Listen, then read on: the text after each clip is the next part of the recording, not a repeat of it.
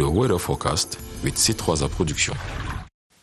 Good morning, ladies and gentlemen. It's a pleasure to have you for this brand new edition of the weather forecast as the national territory will rise in a cool morning with misty weather. We will have a maximum temperature of 41 degrees, that is in the far north region of the country, and 32 degrees in the southwest region, and 31 degrees in the littoral as well as in the Adamo region, and 30 degrees will be experienced in the east region, 27 degrees in the west region, and 26 degrees in part of the northwest region.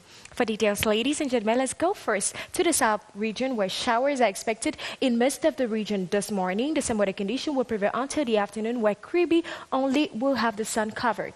Next, let's go now to the north region where the sun will be covered in the whole region. As you can see, the same weather condition will prevail until the afternoon, quite favorable for you to go on with your activities.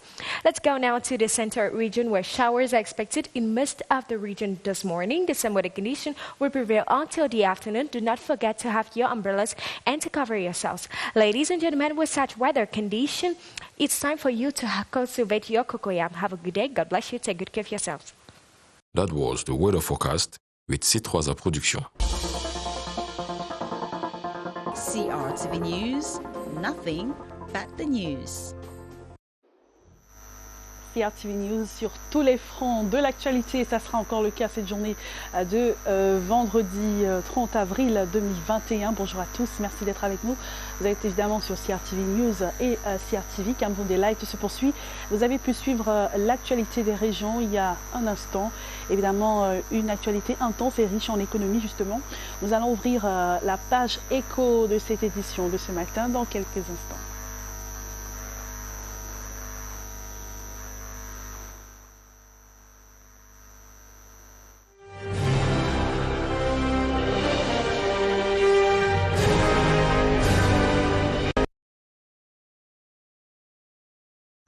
Alors on va commencer tout de suite par la Banque des États de l'Afrique centrale, la BEAC, qui fait une injection record de 13 milliards dans les banques en mars 2021. Des établissements de crédit de la sous-région n'avaient jamais capté autant de ressources financières lors des opérations hebdomadaires d'injection de liquidités de la Banque centrale sur une période d'un mois. Autre sujet de l'actualité économique, bientôt le retour du train Intercity. Vous avez d'ailleurs vu dans les images qui sont passées sur nos différentes antennes de CRTV News l'essai de ce train depuis l'accident malheureux des ECA. Alors, le test du tout premier voyage a été effectué hier en présence du ministre des Transports, Jean-Ernest Masséna Ngalé-Bibéhé, et une forte délégation composée d'autorités administratives, politiques, traditionnelles présents à l'arrivée de ce train. Je vous propose de revivre le parcours entrepris par toutes ces personnalités avec Franck et Tina.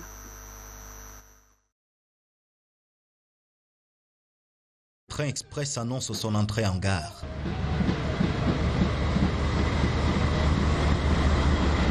Dispositif d'accueil spécial, raid d'honneur, animation folklorique pour les passagers VIP.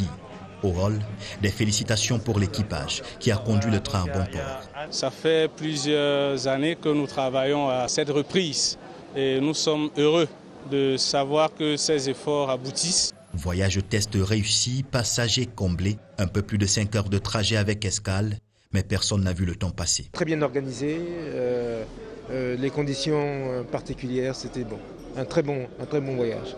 Des témoignages qui rassurent après la catastrophe ferroviaire du 21 avril 2016. Nous avons espoir que Camrail va réussir à restaurer la confiance avec le voyageur camerounais. L'engin est sur les rails, la date de la reprise du trafic reste attendue. Impatients, de nombreux voyageurs prêts à embarquer quand le train express sifflera. Voilà, il ne reste plus qu'à attendre le démarrage et surtout l'organisation des voyages entre Douala et Yaoundé sur la voie ferrée. Et maintenant, on va parler de la sécurisation du déchargement des produits pétroliers au port autonome de Douala. L'appointement du DUC construit par l'État est désormais opérationnel. L'infrastructure a coûté plus de 9 milliards de francs CFA. Allons tout de suite à la découverte de ces infrastructures avec Léon Bertrand Talinfo.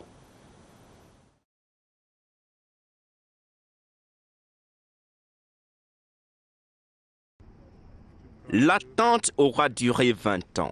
Après 2 accidents successifs en 2001, le port de Douala-Bonabéry n'avait plus d'ouvrage de chargement et de déchargement des produits pétroliers. Après des travaux d'envergure et un investissement important de plus de 9 milliards de francs CFA, un nouvel appontement pétrolier sur Duc d'Albe est désormais opérationnel. Une réalisation supplémentaire dans le vaste chantier de modernisation de la place portuaire de Douala. Il s'agit ici de sécuriser l'approvisionnement de notre pays en produits pétroliers. Principal bénéficiaire de cette infrastructure ultramoderne, la SCDP. Nous avons la sécurité des installations, de l'approvisionnement, la sécurité même de toute la place portuaire. Du point de vue économique, le trésor public gagne en surestarisme. Tout le support qui est sous l'eau est en métal, ce qu'on appelle les pieux, et puis la surface que vous voyez, qu'on appelle la plateforme, est faite en béton. Un partenariat fructueux entre la SCDP et le PAD qui conforte la volonté présidentielle de faire du port de Douala un port de référence dans le golfe de Guinée. Voilà, et maintenant on va parler du blanchiment des capitaux, l'enjeu économique et sécuritaire. Un atelier vient de se tenir dans la ville de Douala à ce sujet. Je vous propose le compte rendu de Joseph Itoté à Douala.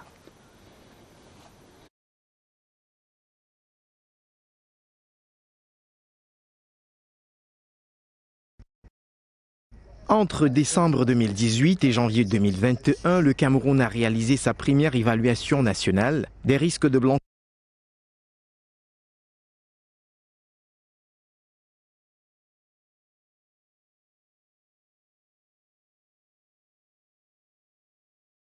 blanchiment d'argent et de financement du terrorisme. De ces travaux, il ressort que le dispositif actuel demeure vulnérable face aux mutations des pratiques illégales dans le secteur minier.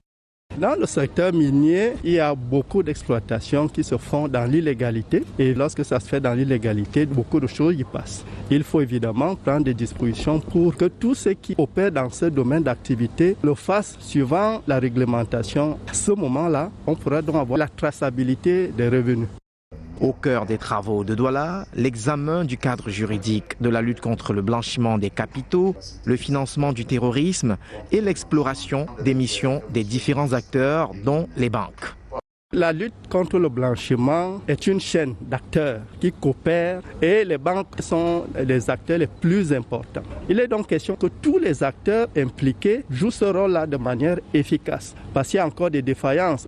Les travaux qui s'achèvent ce 30 avril permettront aux participants de se faire une idée précise des indicateurs de blanchiment d'argent et de financement du terrorisme.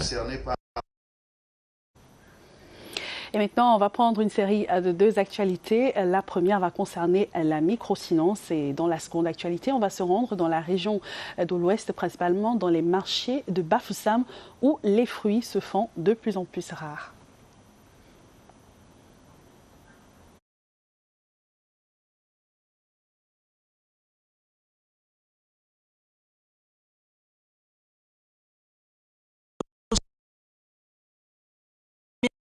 Première catégorie, collectant l'épargne et octroyant des crédits aux agents économiques autres que leurs membres au mépris de la réglementation, des EMF qui foulent aux pieds les normes prudentielles ou qui opèrent sans agrément. La liste des écarts et des risques est longue. La publication récente par le ministère des Finances des microfinances agréées permet de faire le tri. Par cette publication, les usagers peuvent distinguer le vrai et le faux. Dans notre domaine, nous avons un peu ce qu'on appelle les charlatans qui évoluent en marge de la réglementation.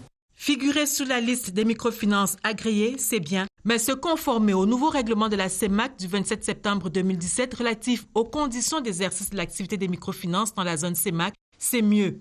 C'est un bloc réglementaire de 11 textes d'application qui porte notamment sur le système de contrôle interne, les conditions et les modalités d'agrément des EMF et le plafonnement de crédit. Cette transformation institutionnelle permettra à chaque EMF de jouer, pour ainsi dire, dans sa catégorie réelle. Les microfinances ont jusqu'au 31 décembre prochain pour se conformer. Passé ce délai, elles s'exposent aux sanctions telles que le paiement des astreintes et pire, la perte de l'agrément. Et nous terminons cette page éco par le chiffre du jour, 500 millions de tonnes. Alors qu'est-ce que ce chiffre représente? C'est la demande nationale selon le Minepia. Le pays produit à peine 9 millions de tonnes de poissons. Nous y reviendrons évidemment dans nos prochaines éditions de la page éco, certainement avec Alvin Giselzé. À tout de suite.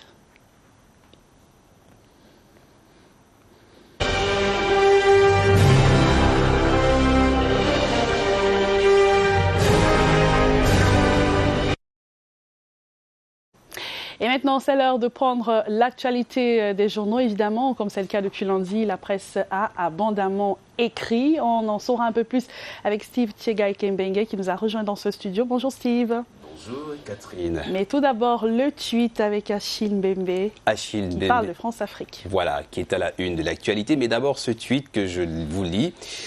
Les choses ne peuvent plus continuer comme avant. Les choses ne peuvent plus continuer comme avant. Il s'agit bien là des mots d'Achille Mbembe, sollicité par le président Emmanuel Macron pour préparer son échange avec la société civile africaine au sommet Afrique-France de Montpellier qui se tiendra du 8 au 10 juillet en France. Eh bien, l'essence de son propos est dans l'esprit même, dans le sillage de son livre, hein, Sortir de la grande nuit. C'est un essai sur l'Afrique décolonisée. C'est un Achille Mbembe qui veut donc repenser les rapports entre l'Afrique et la France. Achille Mbembe est professeur d'histoire et de sciences politiques à l'université de Johannesburg et chercheur au West Institute for Social and Economic Research. Il a notamment été lauréat du prix Anne Bloch en 2019, l'auteur de Sortir de la grande nuit notamment. Voilà, je le disais. Un échange très pointu qui se profile à l'horizon. Et maintenant, la revue de presse. Et vous imaginez bien que cette revue de presse pourrait bien mettre Achille Mbembe en vedette. Voilà.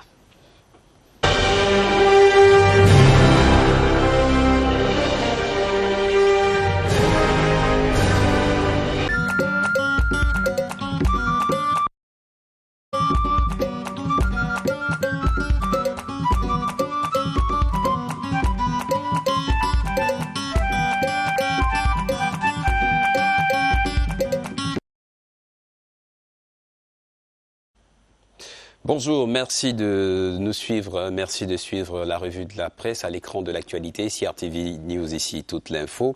Ici tous les échos des relations entre le Cameroun et ses pays amis, c'est un choix de la rédaction et ce qu'en disent les journaux cette semaine. D'abord, l'actualité des rapports de la relation Afrique-France, mutation, met à sa une un Camerounais connu pour sa franchise, ses positions. Il a souvent critiqué la politique d'Emmanuel Macron. Ces mots tranchant, le philosophe et historien Achille Mbembe, professeur de sciences politiques, sollicité par le président Emmanuel Macron pour préparer un face-à-face avec la société civile au sommet Afrique-France de Montpellier du 8 au 10 juillet 2021. Donc, à propos mutation, titre Macron, Mbembe et les critiques. Les critiques, eh bien parce qu'il donne à lire, le journal donne à lire de nombreuses opinions sur ce débat qui se profile, sur sa sincérité et surtout une tribune du sociologue Georges Laine et les explications d'Achille Mbembe. Un Achille Mbembe qui parle de ses rêves, de ses révoltes et de ses révolutions. D'ailleurs, les choses ne peuvent plus continuer comme avant, a-t-il déclaré au journal Le Point. Et voici que nous en lisons un titre, le journal en ligne Le Point, Afrique.fr. La dernière actualité du Tchad est l'illustration que la relation entre la France et l'Afrique n'est pas au très beau fixe. C'est en zone de turbulence, si l'on s'en tient aux mots du journal Le Point. Et l'objectif immédiat de son échange avec Emmanuel Macron, c'est de faire bouger les lignes. C'est d'imposer dans l'agenda politique et culturel la nécessité d'un changement en profondeur des relations entre l'Afrique et la France, l'Europe et par ricochet des grandes puissances du monde. Idée générale de son livre Sortir de la grande nuit, un essai sur l'Afrique décolonisée paru en 2010. Croisons donc les doigts en attendant ce débat qui va certainement toucher du bois dans ces relations. Et à côté de ce rêve, il y a cette révolution rêvée. Il y a dans nos forêts une évolution dans la manière dont le Cameroun vendra désormais son bois à l'Union européenne, nous parlions de grandes puissances tout à l'heure, ce sera grâce à l'application SIGIF 2, à la une du journal La Nation d'Afrique. Le journal La Nation d'Afrique le dit, pour une meilleure traçabilité du bois camerounais, le temps de l'apaisement. Pouvons-nous lire à la une, et malgré les réserves de l'Union européenne, le Cameroun entend booster ses recettes forestières grâce à cette application. SIGIF 2, le Cameroun vient de lancer la deuxième génération du système informatisé de gestion de l'information forestière afin de mieux gérer les mouvements du bois local sur le territoire national et comment il s'exporte. Le principal avantage d'un tel système pour le Cameroun est une meilleure ouverture au marché extérieur, logiquement. Et d'ailleurs, parmi ses principaux acheteurs figure l'Union européenne et surtout la coopération allemande. Les deux partenaires avaient émis des réserves à propos de ce nouveau système, surtout que ce sont les principaux bailleurs de fonds du dit système informatisé de gestion de l'information forestière deuxième génération. Et le ministre de la Forêt et de la Faune, Jules Dorendongo, affiche une détermination et surtout son optimisme sur l'efficacité de cette application. Optimisme, il y en a aussi dans les rapports entre le Cameroun et l'Arabie Saoudite, rapport au beau fixe, surtout dans la lutte contre le Covid-19. Et à ce propos, le journal Le Soir titre « Le Royaume d'Arabie Saoudite solidaire du Cameroun ». Il se réjouit de ce que ce pays ami nous a fait des dons. Il s'agit d'une aide médicale. Et cette semaine, le journal Éco Santé l'annonçait aussi à sa une. L'Arabie Saoudite, titre Éco-Santé, offre des matériels de protection et des respirateurs au Cameroun. 53 respirateurs et comme dirait le ministre de la Santé publique, une bouffée d'oxygène pour le pays. Aide médicale évaluée à près d'1 milliard de francs CFA. Cela dit, restons couverts, protégeons-nous. Nous protéger, c'est protéger les autres et surtout, n'oublions pas cette formule. Restons heureux tant que cela est possible. Et cela dit, nous vous souhaitons une heureuse journée sur les antennes de la CRTV. CRTV News, l'écran de l'actualité. Ici toute l'info. Heureuse journée.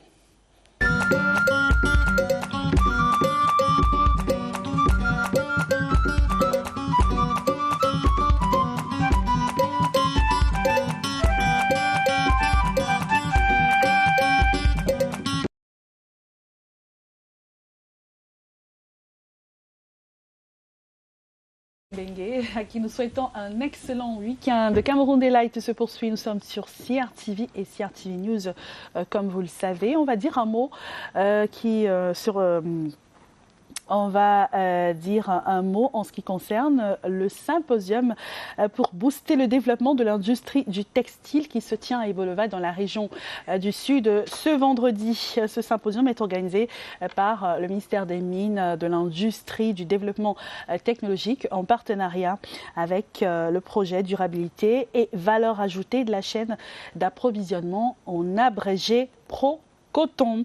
Les travaux vont s'articuler autour du thème central, un chemin possible pour le développement de l'industrie textile, habillement au Cameroun. L'atelier qui a pour cadre le Bengo Hotel débutera à partir de 9h et va connaître évidemment la participation des experts des petites et moyennes entreprises.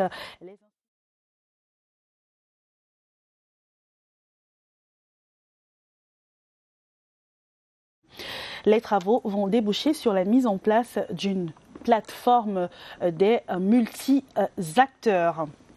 Et maintenant, on va parler de culture avec l'invité culture. Un monument Mother of Humanity va bientôt voir le jour à Kribi, dans la région du Sud. Nous y restons. Les contours de ce projet ont été présentés cette semaine au ministre des Arts et de la Culture, Ismaël Bidompat. Le Cameroun est sélectionné aux côtés de plusieurs autres pays du monde pour accueillir ce patrimoine culturel, héritage des Afro-descendants. Pour en savoir un peu plus sur cette œuvre qui va une fois de plus rehausser l'image du Cameroun, je vous propose donc de suivre Christophe Ava, qui est le coordonnateur en Afrique. Il est l'invité culture. Il s'entretient avec Sidoine Moncam. Bonjour Bonjour à vous. Bientôt, un monument Mother of Humanity sera érigé au Cameroun et précisément dans la ville de Kribi. Le projet était présenté cette semaine au ministre des Arts et de la Culture. Pour en savoir plus sur cette œuvre en gestation dans notre pays, nous sommes avec Christophe Ava, c'est le coordonnateur Afrique de ce projet. Bonjour Monsieur Ava et merci de répondre aux questions de la CRTV. Bonjour madame et merci de me recevoir. C'est un plaisir. Alors, un monument Mother of Humanity au Cameroun, il s'agit de quoi concrètement? Présentez-nous ce projet pour les téléspectateurs. En fait, il s'agit de l'érection d'un monument avec 54 maisons culturelles tout autour, plus 6 autres maisons culturelles, parce qu'il y a 6 autres pays qui se sont intéressés au projet et donc qui ont souhaité avoir leur maison culturelle tout autour du monument. Donc, l'édifice sera construit sur 300 hectares. Qui ont été offerts par l'État camerounais. Et donc, nous sommes le partenaire stratégique de la Fondation Mother of Humanity qui est porteur du projet. Et à ce titre, c'est nous qui avons mené toutes les batailles pour que ce projet-là puisse se réaliser au Cameroun. Alors, en plus du Cameroun, plusieurs autres pays bénéficient de cette œuvre. On a le Brésil, la Chine, la France, l'Inde. Quels sont les critères, les bons points qui ont posé en faveur du Cameroun pour qu'il puisse abriter un tel monument? Bien, je voudrais déjà rappeler que pour que le Cameroun abrite ce monument, c'était une espèce de concours qui regroupait 5 pays d'Afrique, donc le Ghana, l'Éthiopie, la Tanzanie, l'île Maurice et le Cameroun. Et donc, chaque pays a fait valoir ses arguments pour pouvoir abriter ce monument. Mais le Cameroun a apporté une touche particulière, parce que c'est le Cameroun, à travers Al-Jameez, qui a proposé d'ériger les 55 maisons culturelles tout autour du monument. Et donc, cette idée a plu aux promoteurs qui l'ont tout de suite adoptée. Et nous pensons que c'est, en plus du fait que le Cameroun et l'Afrique en miniature, nous pensons que ce sont des éléments qui ont pesé en faveur du Cameroun. Alors on sait déjà que la cité balnéaire de Kribi, dans le département de l'Océan Région du Sud, abritera ce monument. Mais est-ce qu'on peut avoir une idée sur le taux d'avancement des travaux aujourd'hui? Pour le moment, nous ne pouvons pas encore parler de travaux en tant que tels parce que les procédures d'attribution du site sont en cours. L'État vient de débloquer des moyens financiers pour borner le site.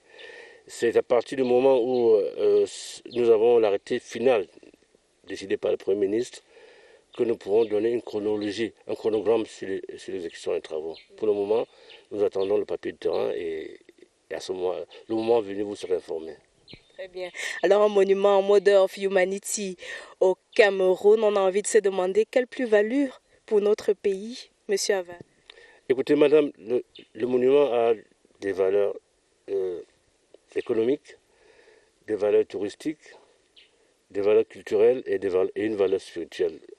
J'aime beaucoup plus insister sur la valeur spirituelle de ce projet parce que on lit ça et là des informations, des gens qui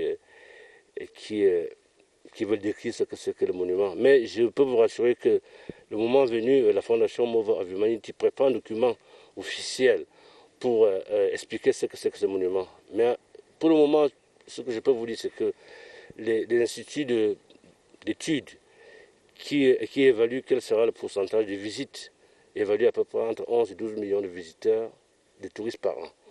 Bon, je suppose que vous pouvez savoir que c'est énorme d'avoir 11 millions de visiteurs dans un pays, parce qu'ils viennent, ils laissent des devises, ils dépensent des sommes folles dans ce pays. Donc il y a un volet économique qui va, donc il y a le volet touristique, le volet économique qui va. Mais le volet spirituel sur lequel j'insiste très souvent, c'est de savoir que nous, les êtres humains, nous avons fait beaucoup de choses. Nous avons inventé le micro que vous avez en main, nous avons inventé la caméra qui nous suit à ce moment, nous avons inventé le téléphone, nous avons inventé les bombes atomiques. C'est des choses qui sont tout à fait louables. Mais en même temps, nous continuons à avoir des bombes, on continue à avoir des guerres, nous continuons à avoir de la pédophilie, nous continuons à avoir des actes qui sont pervers pour la société. Donc il y a une ambivalence dans le comportement humain. D'un côté, réaliser les bonnes choses et de l'autre côté, réaliser des choses qui sont extrêmement abominables. Ce monument vient nous rappeler que nous sommes tous enfants d'une même mère et que, comme l'ont dit les ancêtres des grands savants de l'époque, pour changer une nation, il faut changer le peuple. Et pour changer le peuple, il faut changer l'individu même. Donc cette mère vient nous rappeler que nous devons changer notre fond intérieur, le fond intérieur de chaque individu, et savoir que l'acte principal pour la bonne vie, c'est la bienveillance vis-à-vis du voisin. Donc ce monument vient nous rappeler que nous devons être bienveillants vis-à-vis des uns des autres. On parle d'un héritage des afro-descendants. Est-ce qu'il y a un lien avec la cité balnéaire de Kribi, M. Ava? Non, en fait, il faut déjà que vous sachiez que ce monument a été pensé et conçu par un afro-descendant, c'est vrai, mais il se veut le cadeau du monde à l'Afrique, parce que l'Afrique est le berceau de l'humanité. Donc, en fait, on parle beaucoup des afro-descendants. Ce n'est pas simplement un monument des afro-descendants, c'est un monument du reste du monde, un cadeau du monde à l'Afrique. C'est pour ça d'ailleurs que ce monument qui sera construit en Afrique ne nécessite pas un apport en termes financiers des pays africains. Le promoteur a voulu que les financements soient faits hors Afrique. Voilà. Donc ça n'a rien à voir avec la cité balnéaire. Le choix de la cité balnéaire est apparu du moment où le Cameroun avait positionné 3 sites et le promoteur a choisi le site balnéaire de Kribi. Merci beaucoup, M. Ava. Et c'est un privilège pour le Cameroun d'accueillir ce monument, le Cameroun berceau de l'humanité, qui accueillera donc le monument Mother of Humanity. Nous sommes très heureux et très honorés d'accueillir ce monument et nous restons en attente de l'érection de ce monument, M. Ava. On vous dit merci d'avoir répondu aux questions de la CRTV. C'était l'invité culture de cette semaine.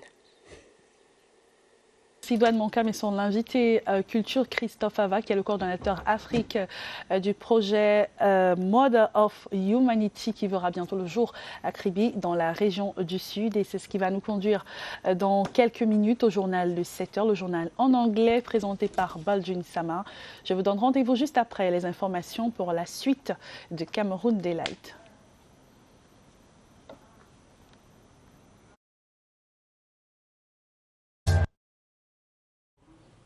Voilà, c'était donc les précisions du ministre de la Santé publique, le Dr Manaouda Malachi, au sujet de cette campagne de vaccination contre le Covid-19. On en a abondamment parlé cette semaine, mais également dans la presse locale. Et justement, puisqu'on parle de presse locale, c'est l'heure de tabloïd en anglais. Yves Fomuso est avec nous. Good morning. Good morning, Cathy. Vous êtes là pour la revue de presse en anglais. Qu'est-ce qui fait la une ce matin? Yeah, the newspapers, Cathy, talk about the cabinet meeting for the month of April that was chaired by the Prime Minister, head of government, and Minister Manaouda Malachi said they target over 5 million Cameroonians for the COVID-19 vaccine. Apart from that, the papers talk about ongoing construction works at the Olembe Sports Stadium, where the Minister Narcisse Moile Kombi visited yesterday. But apart from that, Friday we take you across the national frontiers to France, where Emmanuel Macron has put together certain measures to ease lockdown. And in the UK, Boris Johnson is under fire for refurbishing his flat, a Downing Street flat. So we have the stories in the newspapers. Très bien. En tout cas, on aura plus de détails dans la revue de presse et dans un instant.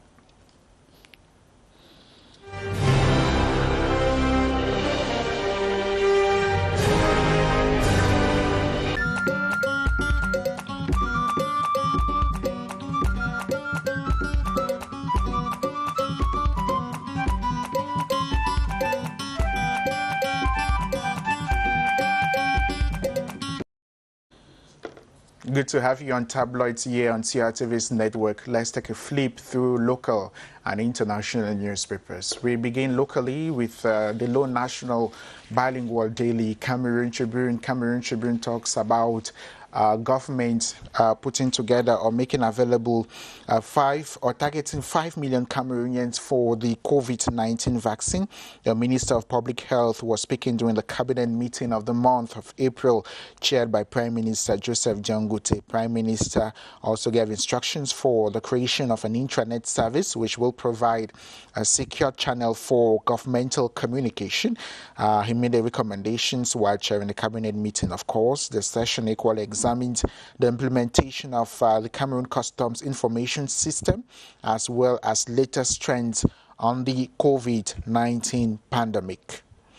We talk something else. The Guardian Post newspaper says, the Guardian Post newspaper writes that the executive of the Southwest Regional Assembly, who has chastised government for failing to work its talk to make decentralization a reality. Officials of the institution say over 4 months after the putting in place of the country's regional councils, less has been happening in the field. Discontent over the situation surfaced Tuesday 27. This was during an information training in Boya Southwest region.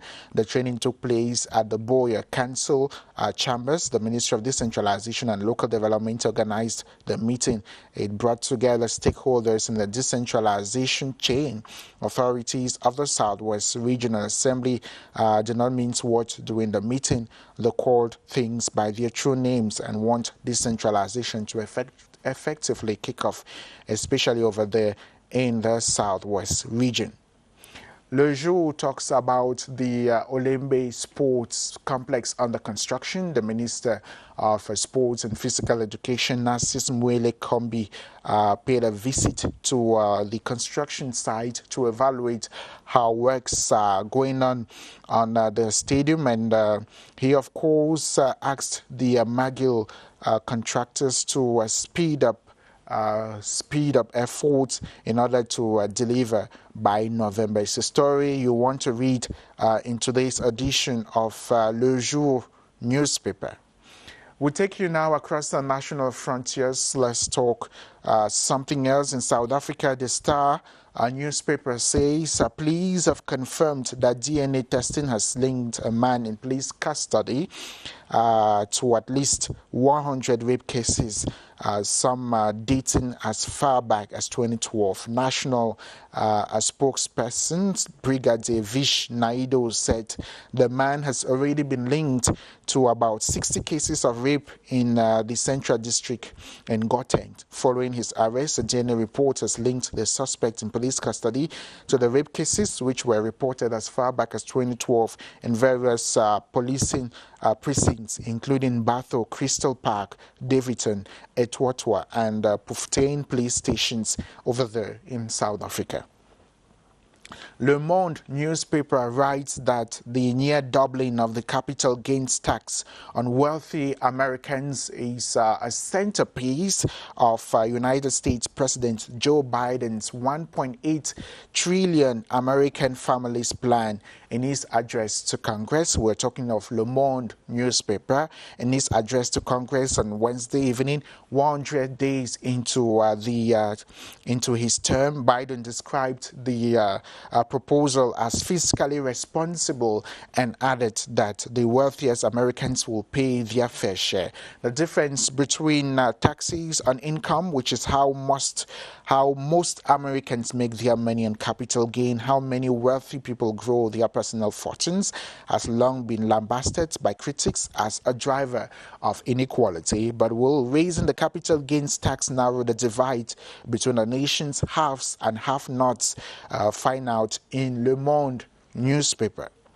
Le Figaro, the French daily newspaper, says France will start relaxing a nightly curfew and allow cafes, bars and restaurants to offer outside service from May 19 as President Emmanuel Macron charts a way out of a third COVID-19 lockdown. Macron is under pressure from business groups and a COVID-weary public to open up the economy again, announced in an interview with the regional papers a 4-phase plan for unwinding France's month-long stay at home order.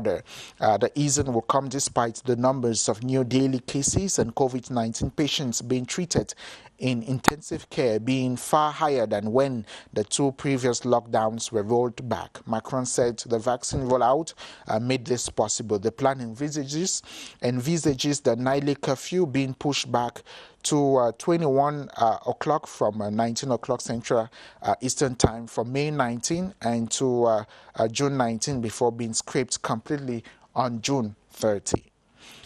Prime Minister Boris Johnson being painted into a corner over the refurbishment of his Downing Street flat is among the stories making headlines in the United Kingdom. The Guardian writes about the Prime Minister's fury as the Electoral Commission launched an investigation which the paper says could imperil Boris Johnson's premiership. A completely independent investigator on ministerial standards is needed, Labour has said, as the row continues over the refurbishment of Boris Johnson's private living quarters in Downing Street. Liz Kendall, the shadow care minister, said that the current arrangement under which the advisor on ministerial standards has no power to commission his own inquiries gives the Prime Minister too much power to decide on how investigations are determined. It's a story you want to know more within the pages of The Guardian newspaper in the United Kingdom. We end tabloids with Vogue magazine. Vogue magazine profiles poet Amanda Gorman, who has another accolade to her name. She is the first poet to be featured on the cover page of Vogue magazine. The 23-year-old Harvard graduate and youth poet laureate was photographed by Annie Leibovitz for the May issue. The garment's vibrant pattern is inspired by African textiles and was designed by Vigil Abloh. German shot to fame following her powerful reading of her poem, The Hill We Climb, at President Joe Biden's inauguration in January. She quickly signed with IMG Models, graced the February cover of The Time, and made a series of public appearances, including an International Women's Day panel with former Secretary of State Hillary Clinton, House Speaker Nancy Pelosi, and supermodel Chrissy Teigen. It's a story you want to read. And today's edition, or the most recent edition of Vogue magazine. And that does it for what the papers are saying in Cameroon and across the national frontiers. Have a great weekend ahead.